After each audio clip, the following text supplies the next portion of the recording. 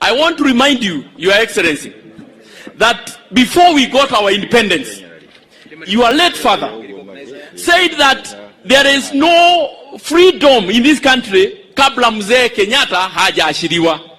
If he was selfish, kama angekuwa mtu wa kujipenda, angesema kwamba wewe mbeberu nipatie hii serikali niendeshe mbele. Akasema mpaka mzee Kenyatta atolewe jela. That is the time tulipata uhuru wa nchi hii. Fast forward in 2002, Your Excellency, you are a presidential candidate, but you shelved your presidential candidature in honor of our own. Ukasema mzee Kibaki tosha, na mzee Kibaki akakuwa rais.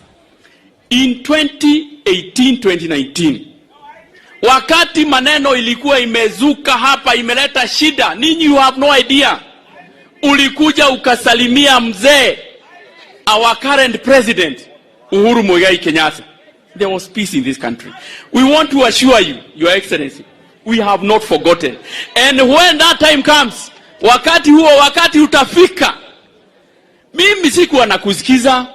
Watu hata kama ungeita mkutano hawangekusikiza. But from now, Your Excellency, I want to assure you, sisi tukitembea na wewe, State House inanukia.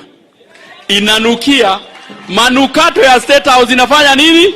Inarukia. In 2022, tarehe 9 mwezi wa 8, tutasema Baba State House, Baba State House, Baba State House. Kwa hayo mengi machache, utakapotengeneza serikali, kuna jamaa ya kubeba mfuko anaitwa Kanini Kega.